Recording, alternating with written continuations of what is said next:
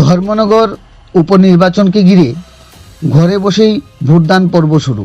রাজ্য নির্বাচন কমিশন কর্তৃক ভোট ফ্রম হোম এই বিশেষ উদ্যোগের সুবিধা পাচ্ছেন প্রবীণ ও বিশেষ সক্ষম ভোটাররা।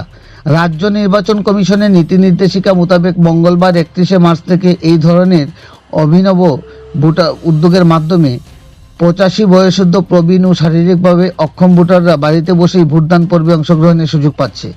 গণতন্ত্রের এই বৃহৎ উৎসবে যাতে কেউ তার মূল্যবান ভোটাধিকার প্রয়োগ থেকে বঞ্চিত না হয় সে লক্ষ্যেই নির্বাচন কমিশন এই বিশেষ উদ্যোগ হাতে নিয়েছে।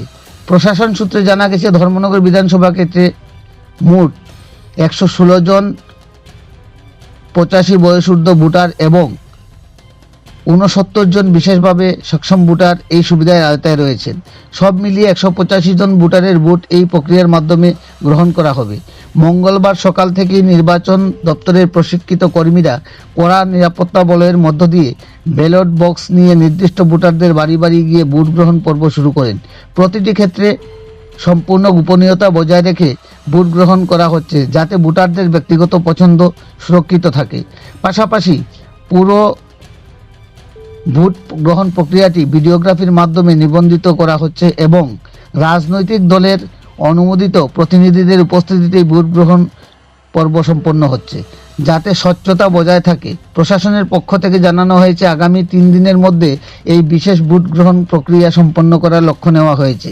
নির্ধারিত সময়সূচি অনুযায়ী নির্বাচন কর্মীরা প্রতিদিন বিভিন্ন এলাকায় গিয়ে ভোট গ্রহণ করবেন। এই উদ্যোগকে স্বাগত জানিয়ে রাজ্য নির্বাচন কমিশনকে সাধুবাদ জানিয়েছেন ভোটাররা। তাদের বক্তব্য, শারীরিক অসুস্থতা বা চলাফেরার অক্ষমতার কারণে এতদিন ভোট কেন্দ্রে গিয়ে ভোট দেওয়া সম্ভব হতো না, কিন্তু এবারে বাড়িতে বসেই ভোটাধিকার প্রয়োগের সুযোগ পেয়ে তারা সন্তুষ্ট। নির্বাচন কমিশনের এই ভোট ফ্রম হোম প্রক্রিয়া গণতান্ত্রিক অধিকারকে আরও সংবেদনশীল করে তুলবে বলেই মনে করছেন রাজনৈতিক মহল।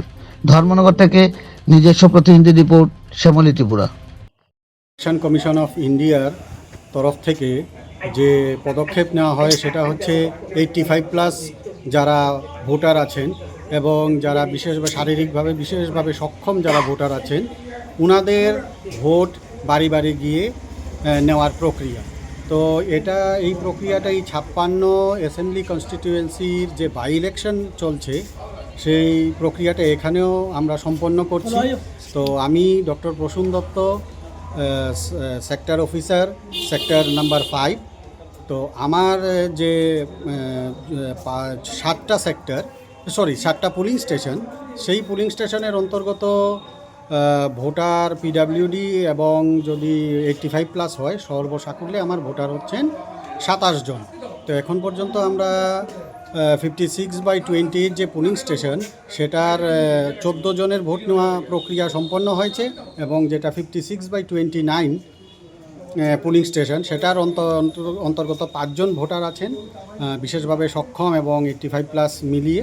তো এখন পর্যন্ত আমরা 4 জনের ভোট নিতে পেরেছি। তো এই প্রক্রিয়া 31 তারিখ, 31 মার্চ, 1 এপ্রিল এবং 2 এপ্রিল এই 3 দিন চলবে।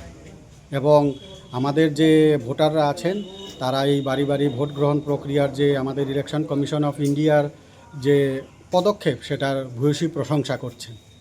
হ্যাঁ, প্রতিটা আমাদের পোলিং টিমে একজন প্রিসাইডিং অফিসার, একজন ফার্স্ট পোলিং, একজন গ্রুপ ডি আছেন, যেটা মানে হোম ভোটিংয়ের টিমে, মানে এখন যে ডোর টু ডোর ভোটিং হচ্ছে সেই টিমে একজন প্রিসাইডিং অফিসার, একজন ফার্স্ট পোলিং, একজন গ্রুপ ডি আছেন, একজন মাইক্রো অবজারভার আছেন, প্লাস আমাদের এসকোর্ট আছে, মানে 8 জন করে সিএপিএফ এসকোর্ট আছেন। এবং আমরা প্রত্যেক দলকেই আমরা মানে লিখিতভাবে জানিয়েছি ওনাদের পোলিং এজেন্ট দেওয়ার জন্য, এবং এখন পর্যন্ত সব দলের পোলিং এজেন্টই প্রেজেন্ট আছেন এই টিমে।